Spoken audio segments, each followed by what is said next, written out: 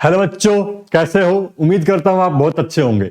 आज हम करेंगे चैप्टर नंबर 4 एनसीईआरटी को फॉलो करते हुए 4.1 एक्सरसाइज हम करने जा रहे हैं। देखो क्या कहती है एक्सरसाइज, यहाँ पे लीनियर इक्वेशंस बनानी है यहाँ पे हमें। और क्वेश्चन क्या कह रहा था, cost of a notebook is twice the cost of a pen. कह रहा राइट अ लीनियर इक्वेशन, हमें एक लीनियर इक्वेशन लिखनी है। तो हमारे पास यहाँ पे क्या है, एक तो हमारे पास नोटबुक है और एक क्या है, पेन।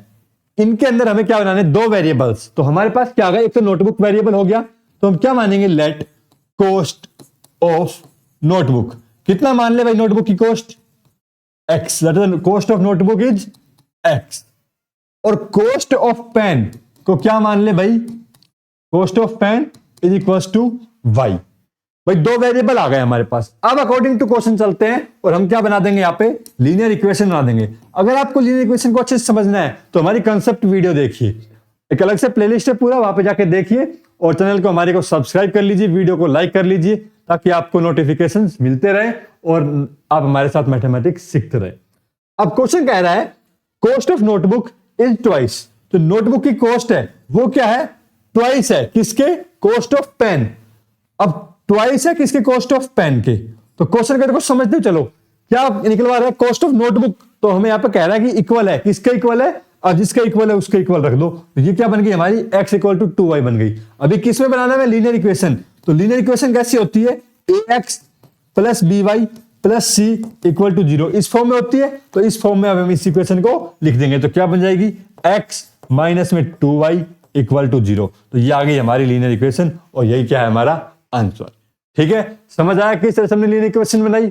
चलिए अगला सवाल देखते हैं। कह रहा है express the following linear equation in the form of ax plus by plus c। पहले तो हमें इन्हें इस तरह से एक्सप्रेस करना है, अगर ax plus by plus c में नहीं बनी हुई है तो। उसके बाद क्या करना है, कह रहा है a, b और c की वैल्यू फाइंड आउट करो हर एक केस में। तो भाई इसको कंपेयर करो, पहले तो इसे ax plus by plus c में लिखो। तो कैसे लिखेंगे, यहाँ पे पहले तो लिखो इसे 3x प्लस 3y माइनस 9.35 और 5 के ऊपर क्या है बार, इक्वल टू क्या है 0। हो गया, लिख दिया हमने यहाँ पे इसे ax plus by plus c से। अब कंपेयर करते हुए क्या लिखो यहाँ पे, बाय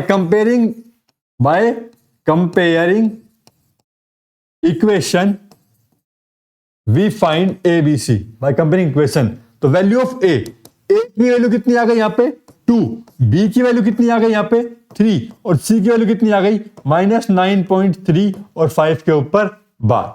ठीक है, समझ आया। इसी तरह से यहाँ पे इसको कंपेयर करो, तो a की वैल्यू कितनी 1, b की वैल्यू कितनी माइनस 1/5 और c की वैल्यू कितना भाई यहाँ पे माइनस में 10। हमने यहाँ पे डायरेक्ट क्यों कर दिया, क्योंकि ये already ax plus by plus में c फॉर्म में लिखा हुआ था, इसलिए। अगले क्वेश्चन चलो, यहाँ पे देखो इक्वल टू में 0 नहीं है, तो इसे क्या बनाओ, इक्वल टू में 0, माइनस में 2x प्लस 3y माइनस में 6 इक्वल टू में क्या हो गया 0। तो a की वैल्यू कितनी आ गई यहाँ पे -2, b की वैल्यू 3 और c की वैल्यू कितनी आ गई भाई यहाँ पे माइनस में 6 आ गई। समझ आ रहा है किस तरह से हम निकाल रहे हैं यहाँ पे वैल्यू। अब यहाँ पे देखो x माइनस में 3y प्लस में 0 इक्वल टू में 0, क्या कर दिया हमने यहाँ पे x plus by plus c equal to 0, इस फॉर्म में लिख दिया। तो a की वैल्यू कितना है भाई यहाँ पे 1, b की वैल्यू कितना है -3 और c की वैल्यू कितना है भाई यहाँ पे 0। तीनों वैल्यू अगर पूछिए तो तीनों वैल्यू ही बताएंगे, ऐसा नहीं है c की वैल्यू अगर हमें यहाँ पे नहीं दिख रही तो नहीं लिखेंगे, नहीं, गलत हो जाएगा वो। तो c की वैल्यू जो है 0, तो उसे यहाँ पे लिखना है। ठीक है, अगला सवाल देखो, इसे यहाँ पे बनाओ पहले तो 2x माइनस इधर आएगा तो 5y प्लस 0 इक्वल टू 0। तो a की वैल्यू कितना आ गया भाई 2, b की वैल्यू 5 और c की वैल्यू कितना आ गया 0 आ गया। ठीक है, समझ आ रहा है अच्छे से।